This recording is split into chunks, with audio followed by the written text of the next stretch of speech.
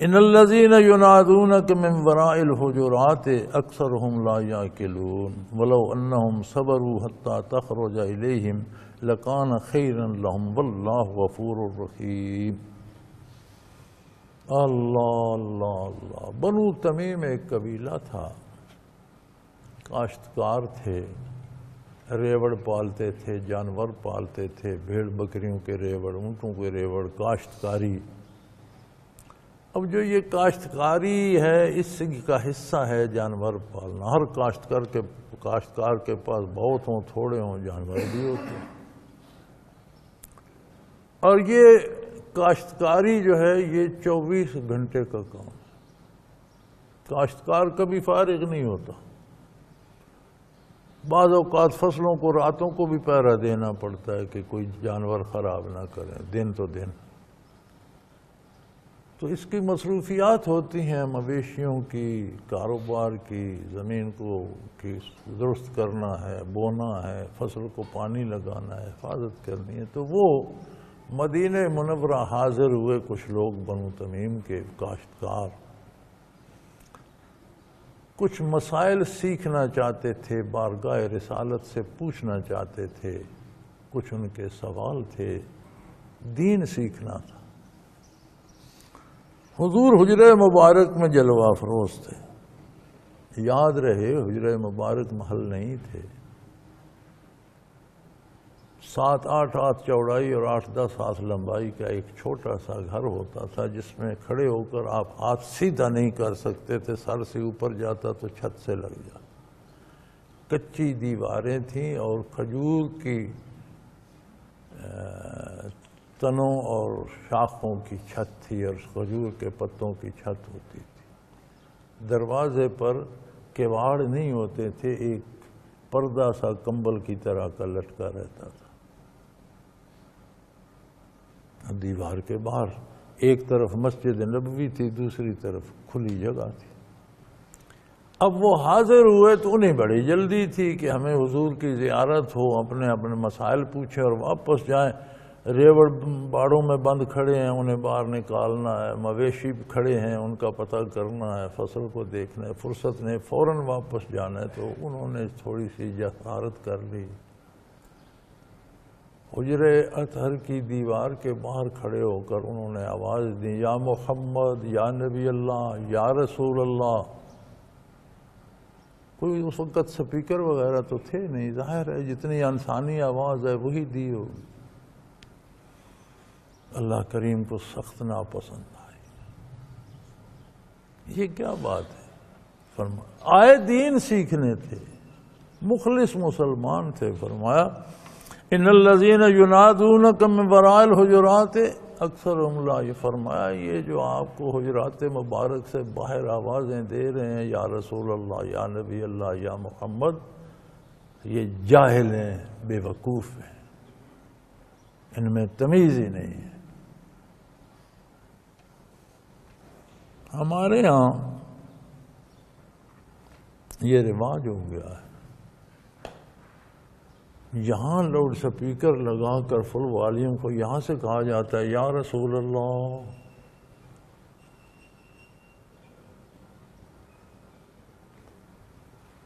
میں نہیں کہتا غلط کرتے ہو یا صحیح کرتے ہو، آپ کا اپنا عقیدہ ہے، آپ نے اللہ کے پاس جواب دینا ہے، لیکن اللہ پاک کہہ رہے ہیں یہ بہت بڑی جہالت، بہت بڑی جسارت اور رفع صوت نیکیوں کو ضائع کر دے گا۔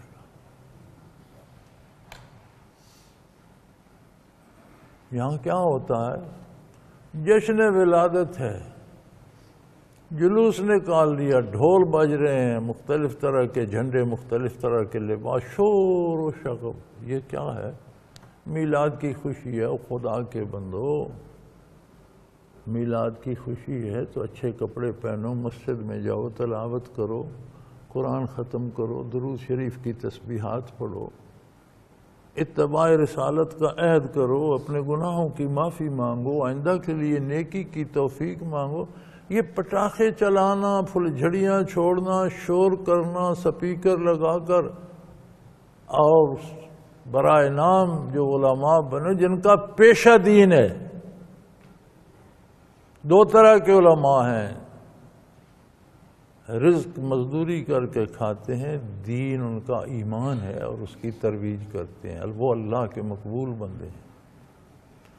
ایک قسم مولویوں کی ہے جن کا اور کوئی کام نہیں، یہی دین ان کا پیشہ ہے، اسی سے کما کر کھانا ہے۔ یہ پیشہ ور جو ہیں یہ بڑی بڑی تقریریں کر رہے ہوتے ہیں اور سانس لگے ہوتے ہیں اور رومال پہنے ہوئے، اور جس طرح ہم جلسے میں بیلوں کو سنگارتے ہیں نا اس طرح کے انہوں نے پھول پھال لگائے ہوتے ہیں۔ یہ سارا ظلم ہے۔ یہ دیوار کے باہر سے صحابی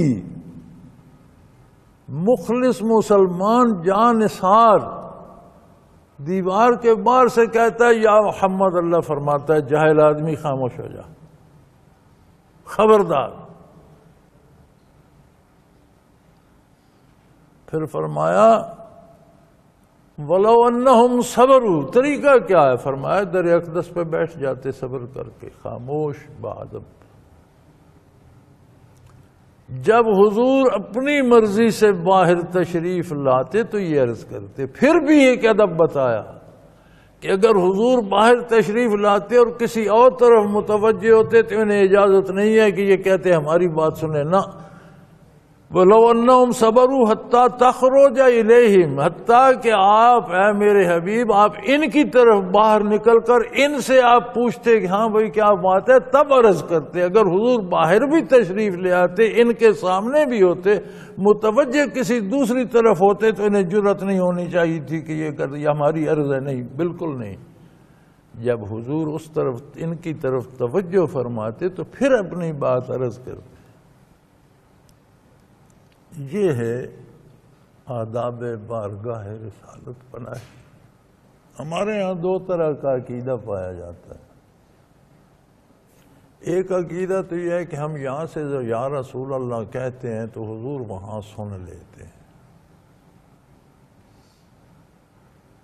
اللہ قادر ہے، اللہ سنوا دے، حضور اللہ کے محبوب اور رحمت اللہ عالمین کائنات کے سردار ہیں، آپ سن لیں، کسی کو کیا اعتراض ہے۔ لیکن میرے بھائی اس عقیدے کے ساتھ بھی یہ ادب تو ہے کہ بیٹھ کے دل میں پڑھو، اس میں لاؤڈ سپیکر کی اجازت تو نہیں ہے، شور کی اجازت، بلند آواز سے پکارنے کی اجازت نہیں ہے، خواہ بغیر سپیکر کے۔ دوسروں کا عقیدہ یہ ہے کہ حضور حاضر ناظر ہیں جی، یہی موجود ہیں۔ ان کے لیے تو اور بھی سختی ہے کہ اگر حضور یہاں موجود ہیں تو آپ سپیکر لگا کر حضور سے مخاطب ہیں تو پھر تو آپ نے حد ہی کر دی۔ ہمارے گاؤں کا ایک نوجوان تھا تو اس نے مجھ سے ایک دن آ کر مسئلہ پوچھا کہ جی ہم یہ جو مسجد میں صلاۃ و سلام سپیکر پہ پڑھتے ہیں یہ کیسا ہے؟ میں نے کہا چھوڑو، مجھے اس الجھن میں ان جو ہے نا اختلافی مسائل ان میں نہیں پڑھتا، لوگ کام کرتے نہیں جھگڑا کرتے رہتے ہیں، میاں اللہ کی عبادت کرو، ان جھگڑوں کو چھوڑو۔ لیکن اگر تم جواب چاہتے ہو تو مجھے پتہ ہے تمہارا گھر مسجد کے ساتھ ہے نا جی، قریب ہے۔ میں نے کہا سپیکر آن کر کے جب والد ماجد گھر میں ہوں تو وہاں سے زور زور سے کہنا 5-7 منٹ مسلسل، ابا جی السلام علیکم، اللہ ابا جی اللہ آپ پر رحم کرے۔ میں کہ ابا جی اول تو مسجد پہنچ جائیں گے،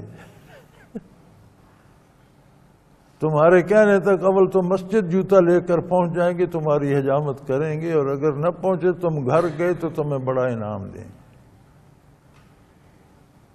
تو اگر اپنے والد کو نہیں کہہ سکتے تو حضور کے بارے تمہارا عقیدہ ہے کہ حضور یہی موجود ہیں، پھر یہ تمہاری جرأت ہے بھائی۔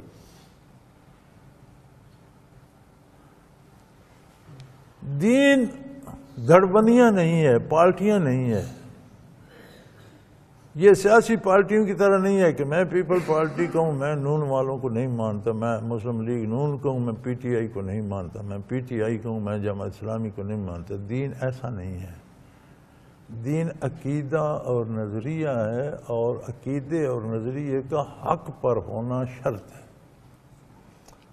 سب کو حق ماننا چاہیے، گورا ہے کالا ہے چھوٹا ہے بڑا ہے عربی ہے اجمی ہے پڑھا لکھا ہے ان پڑھ ہے، ہر عاقل بالغ کو حق قبول کرنا چاہیے. اس میں دھڑبندیاں اور دیوبندی بریلوی اور اہل حدیث فلانا یہ کوئی ہم نے بنائے ہوئے ہیں.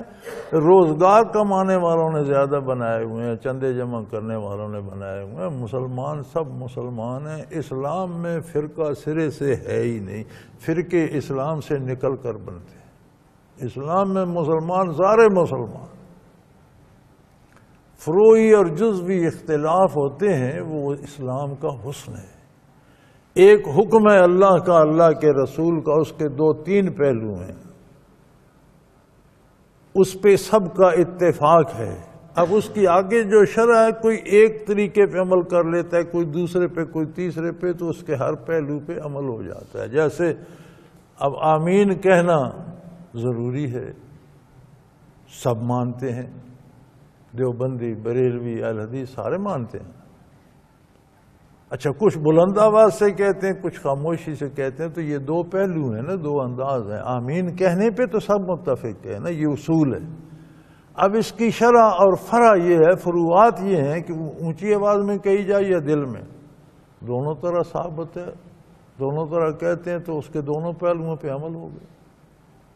رفع یدین ثابت ہے نبی کریم صلی اللہ علیہ وسلم سے. اللہ اکبر جب نماز میں کہی جاتی, حضور ہاتھ مبارک کانوں تک اٹھا کر باندھ. سارے قائل ہیں, بریلوی, دیوبندی, اہل حدیث. اب امام مالک رحمۃ اللہ علیہ کے پیروکار اور اہل حدیث, یہ 2 حضرات ہیں, یہ کہتے ہیں ہر تکبیر پر ہاتھ اٹھائیں گے. اہل سنت اور باقی ائمہ کہتے ہیں پہلی تکبیر پر ہاتھ اٹھا لیے, رکن ادا ہو گیا, بار بار اٹھانے کی ضرورت نہیں. اب یہ دونوں اس کی شرح ہیں, تفسیر ہے. اس کے 2 پہلو ہیں, ایک نے ایک پر عمل کر لیا, ایک نے دوسرے پر. تو اختلاف تو نہیں ہے نا. اصول تو دونوں اس پہ تو متفق ہیں کہ اللہ اکبر پہ ہاتھ اٹھانے, تو پھر اختلاف تو نہ رہا. یہ کوئی اختلاف نہیں ہے. اسلام کسی ایک بندے کی جاگیر نہیں ہے, یہ کوئی دھڑبندی نہیں ہے, یہ کوئی طبقاتی تقسیم نہیں ہے. مسلمان سب مسلمان ہیں. اور میری گزارش یہ ہے کہ ان گزارشات پہ غور کریں اور اپنے لیے بہترین راستہ انتخاب کریں. بارگاہ رسالت کا ادب مقدم ہے. نیکیاں, ایمان بھی تو نیکی ہے نا. اللہ پر ایمان لانا, اللہ کے نبی پر, آخرت پر, دین پر ایمان لانا بنیاد نیکیوں کی, یہ بھی بہت بڑی نیکی ہے نا. فرمایا ساری ضائع ہو جائیں گی. اس کا مطلب ہے ایمان بھی جائے گا. تو فرمایا یہ جو حجرہ مبارک کے باہر سے آواز دے رہے ہیں یا رسول اللہ, یا یہ جاہلین پڑھ ہیں. ابھی وہ آئے مخلص مسلمان تھے, صحابی تھے, دین کے مسائل سیکھنے آئے تھے. تو یہاں کیا ہوتا ہے, یہاں دنیا مانگی جاتی ہے اور بڑے شوق سے ڈھول باجے طبلے بجا کر بھر دو جھولی میری یا محمد. کیا تماشا, یہ کیا تماشا. تو خدا کا خوف کرو. مزامیر کو حضور نے حرام قرار دیا, طبلہ سرنگی باجا گاجا حرام قرار دیا.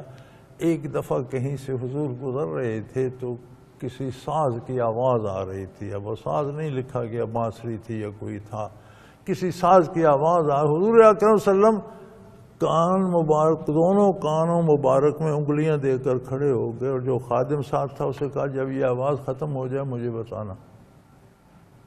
جب انہوں نے عرض کی یا رسول اللہ ختم ہو گئی, تب آپ نے انگلیاں کانوں سے نکالی. تو یہ جو آپ طبلے سرنگیاں باج کر یا محمد کہتے ہوئے یہ حضور سن رہے تھے.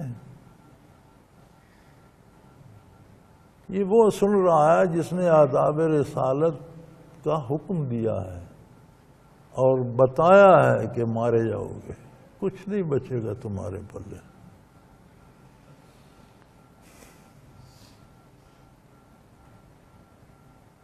اللہ کریم